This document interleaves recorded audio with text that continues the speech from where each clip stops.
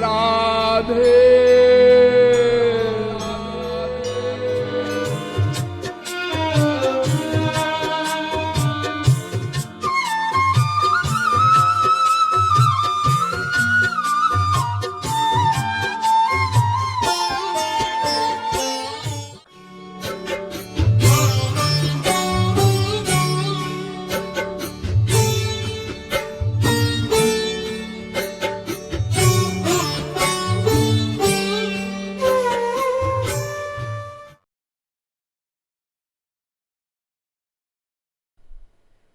शंकराचार्य जी ने अपने शिष्यों से कहा कि देखो, मैं 1 वर्ष के लिए अपना शरीर छोड़ रहा हूं।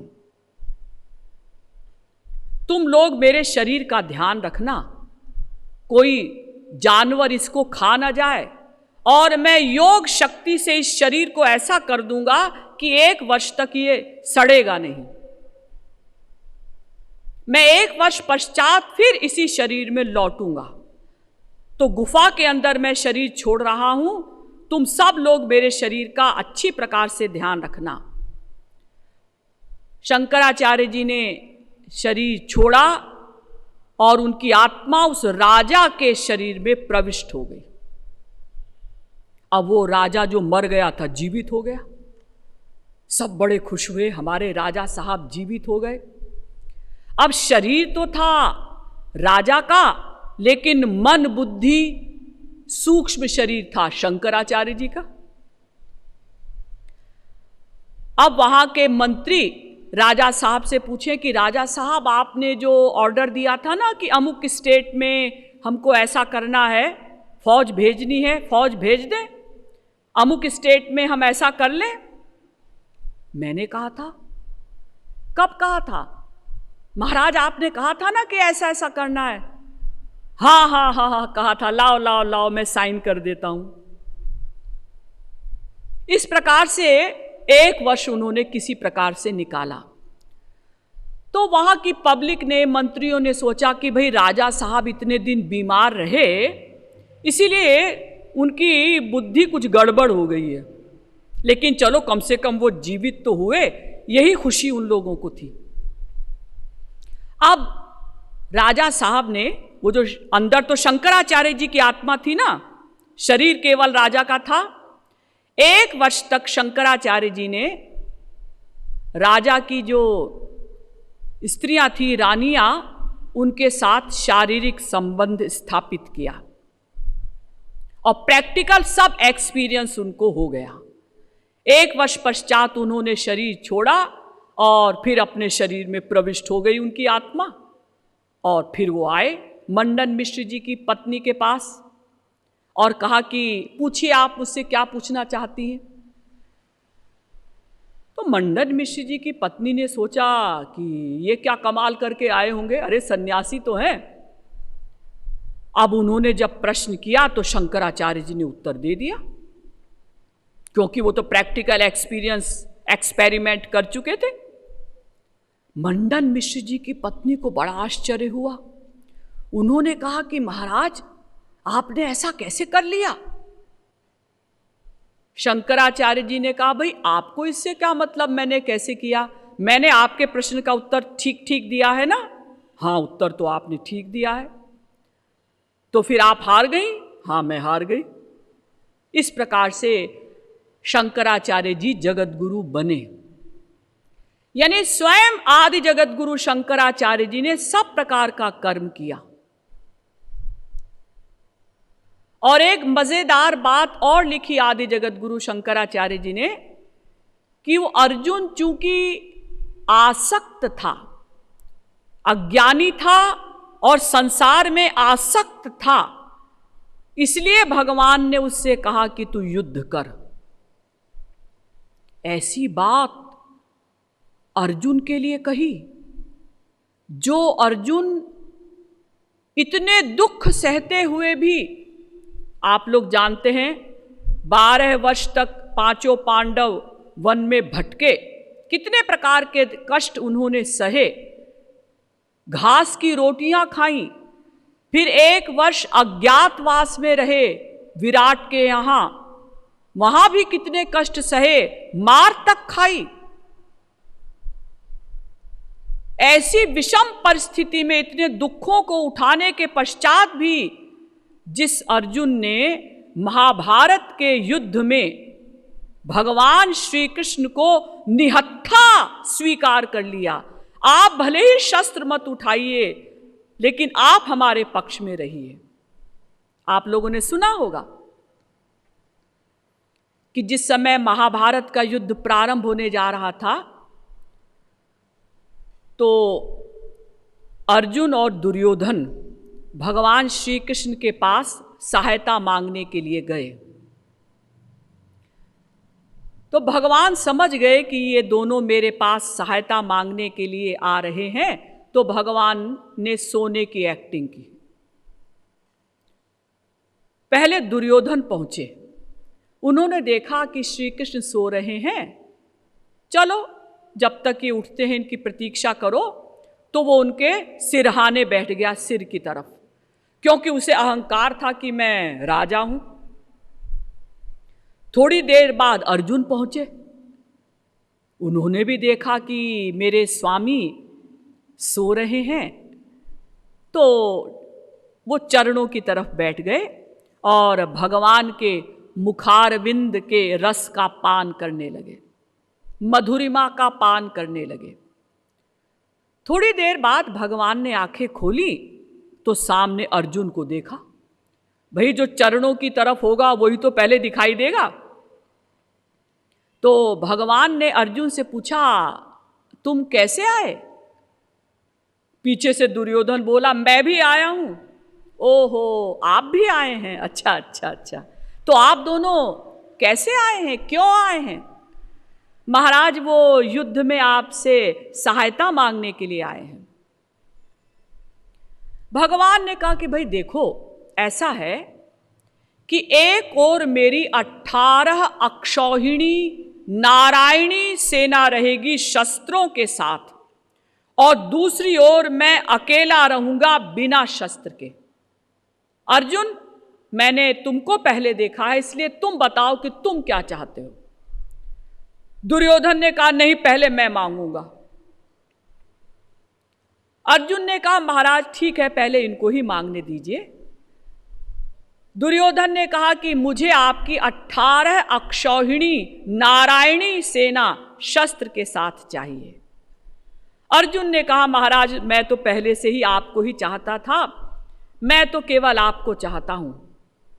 लेकिन देखो अर्जुन, मैं शस्त्र नहीं उठाऊंगा। हाँ महाराज, आप भले ही शस्त्र मत उठाइए, लेकिन आप हमारे पक्ष में रहिए।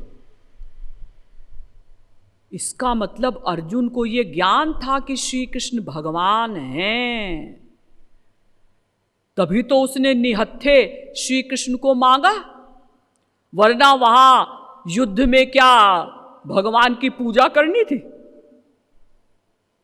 और फिर दुर्योधन के पक्ष में बड़े बड़े योद्धा, 18 अक्षौहिणी सेना तो भगवान ने दी, और भी बहुत सी सेनाएं उसके पक्ष में थीं। इसके अलावा बहुत बड़े बड़े योद्धा, भीष्म पितामह,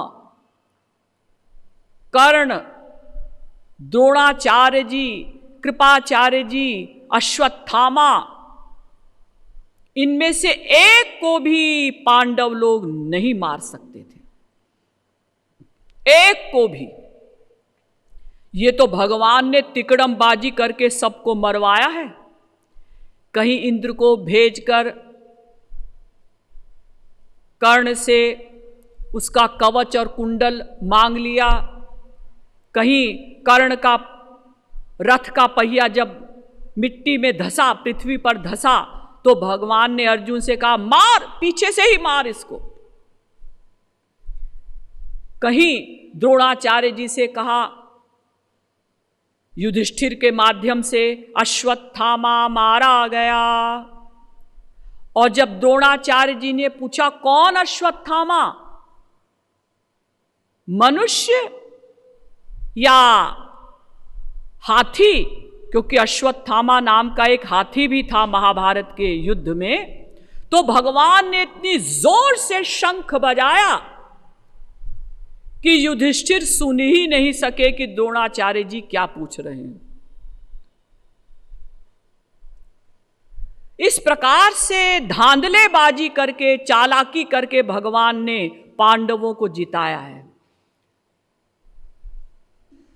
तो इसका मतलब अर्जुन को और पांडवों को पता था कि श्री कृष्ण भगवान है, वो बड़े विभोर हैं, श्री कृष्ण हमारे पक्ष में हैं, तो जहां श्री कृष्ण रहेंगे वहीं जीत होगी। इसका मतलब अर्जुन अज्ञानी नहीं था, संसार में आसक्त नहीं था, वो जानता था कि श्री कृष्ण भगवान हैं। लेकिन आदि जगत गुरु शंकराचार्य जी ने अपना सन्यास ठीक सिद्ध करने के लिए और इस प्रकार से अर्थ किया कि भगवान कहते हैं सब कर्मों को छोड़कर। और वो जो अगली पंक्ति है ना, भगवान ने कहा मामेकम शरणम ब्रज, अगली पंक्ति माने अर्धाली, आगे की आधी पंक्ति। तो भगवान ने कितना स्पष्ट कहा है, कोई थोड़ी हिंदी समझने वाला भी ये समझ सकता है कि भाई इसका अर्थ है सर्वधर्मान परित्यज्य मामेकम शरणम ब्रज, सब धर्मों को छोड़कर केवल मेरी ही शरण में आ जा। तो आगे वाली जो अर्धाली है उसका अर्थ किया शंकराचार्य जी ने, माम एकम शरणम ब्रज का अर्थ किया, माम मने मेरी, मेरी मने ब्रह्म की, जीव ही ब्रह्म है तो तू ही ब्रह्म है। अर्जुन, चूंकि प्रत्येक जीव ही ब्रह्म है तो तू भी ब्रह्म है। तो माम मने मेरी और मेरी मने ब्रह्म की, और चूंकि प्रत्येक जीव ही ब्रह्म है इसलिए अर्जुन तू अपनी शरण में चला जा, ये अर्थ किया शंकराचार्य जी ने। जबकि भगवान कहते हैं मेरी शरण में आ, मेरी ही शरण में आ, माम एकम शरणम ब्रज, केवल मेरी ही शरण में आ। लेकिन शंकराचार्य जी ने अर्थ किया अर्जुन तू अपनी शरण में चला जा, ये कहा है भगवान ने। तो देखिए आप लोग समझ गए होंगे, शरणागति का अर्थ होता है कुछ ना करना, ना अच्छा कर्म करिए ना बुरा कर्म करिए। अच्छा कर्म करोगे तो भी बंधन, अवश्यमेव भोक्तव्यम कृतम कर्म शुभाशुभम। गरुड़ पुराण कहता है अच्छे और बुरे दोनों प्रकार के कर्मों का फल भोगना पड़ेगा। अच्छा कर्म बंधनकारी क्योंकि उसका फल है स्वर्ग बंधन, बुरा कर्म बंधनकारी उसका फल नरक, और अच्छे बुरे का मिक्सचर बंधनकारी उसका फल मृत्युलोक। पुण्येन पुण्यम लोकम नयति पापेन पापो मुभाभ्यामेव मनुष्य लोकम। अच्छा कर्म करोगे स्वर्ग मिलेगा नश्वर, बुरा कर्म करोगे नरक मिलेगा नश्वर, अच्छे बुरे का मिक्सचर करोगे मृत्युलोक मिलेगा नश्वर, तीनों बंधनकारी। इसलिए शरणागति का अर्थ हुआ गीता के अनुसार भी कि कुछ ना करने का नाम शरणागति, ना अच्छा कर्म करो ना बुरा कर्म करो, बस भगवान की ही शरण में चले जाओ। जैसे आप संसार में देखते हैं ना, एक देश की मिलिट्री दूसरे देश की मिलिट्री के सामने सरेंडर कर देती है, मतलब वो कुछ नहीं करती। जैसे कोई डकैत किसी को रिवॉल्वर दिखाता है ना, तो दूसरा व्यक्ति सरेंडर कर देता है। डकैत ने कहा हाथ ऊपर करो, ऊपर कर दिया, हाथ नीचे करो, नीचे कर दिया, हाथ ऐसे सीधे करो, सीधा कर दिया, यानी कंप्लीट सरेंडर। कुछ अपनी बुद्धि का प्रयोग न करना, शरणागत हो जाना। ऐसे समझिए आप लोग, जैसे तुरंत का पैदा हुआ बच्चा होता है ना, कुछ नहीं करता। माएँ इस बात को बहुत अच्छी प्रकार से समझ सकती हैं। नवजात शिशु तुरंत का पैदा हुआ बच्चा कुछ नहीं करता, असहाय है बेचारा। लैट्रिन में पड़ा है तो पड़ा है, बस रो देगा। सारी रात मान लो पेशाब में पड़ा है, माँ को गहरी नींद आ गई तो पड़ा है, कुछ नहीं कर सकता। भूख लगी है, कुछ नहीं कर सकता, बोल भी नहीं सकता माँ मुझे दूध दे दो। तो तुरंत का पैदा हुआ बच्चा कुछ नहीं करता तो माँ सब कुछ करती है, ध्यान रखती है बच्चे को क्या चाहिए, क्या कष्ट है। और जब बच्चा बड़ा होने लगता है, कुछ कुछ सीखने लगता है, तो माँ कुछ कुछ करना कम कर देती है। और जब बच्चा बड़ा हो जाता है 18-20 साल का, तो फिर माँ कुछ नहीं करती, निश्चिंत हो जाती है। अपने आप नहाएगा, अपने आप धोएगा, अपने आप कॉलेज जाएगा। और अगर कॉलेज से लौटने में देर भी हो जाती है और बाप आकर पूछता है कि दिनेश अभी तक कॉलेज से आया नहीं, तो माँ कहती है अजी आवारा हो गया है, दोस्तों के साथ कहीं घूम रहा होगा। लेकिन यही दिनेश जब 5-6 वर्ष का था, प्राइमरी कक्षा में पढ़ता था, और एक दिन स्कूल से लौटने में थोड़ी सी देर हो गई थी, तो माँ बाप दोनों भाग पड़े थे, कहीं एक्सीडेंट ना हो गया हो। तो जब बच्चा कुछ नहीं करता तो माँ सब कुछ करती है। जब बच्चा कुछ कुछ करने लगता है तो माँ कुछ कुछ करना कम कर देती है। और जब बच्चा बड़ा हो जाता है, सब कुछ करने लगता है, तो फिर माँ कुछ नहीं करती, निश्चिंत हो जाती है। इसी प्रकार से जब तक हम लोग कर्तापन का अहंकार रखते हैं, कर्तृत्वाभिमान रखते हैं, तब तक भगवान कुछ नहीं करते।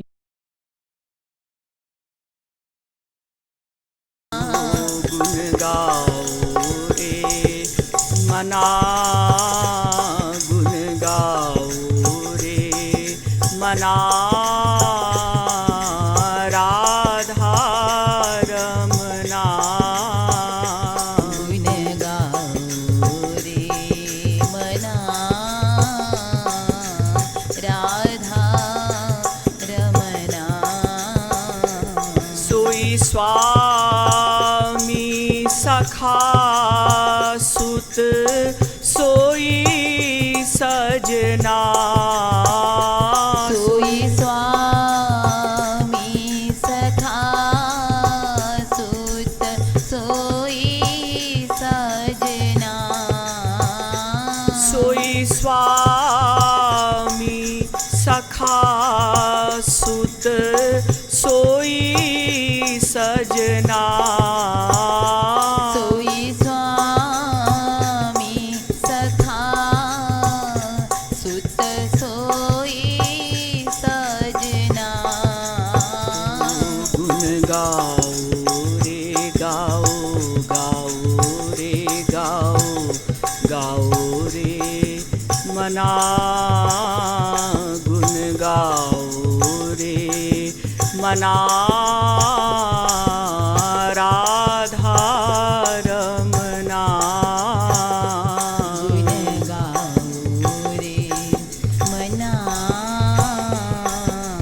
राधा रमना। गुण गा के बना कृपालु अपना। गुण गा के बना कृपालु अपना। ओ गुण गा के बना कृपालु अपना।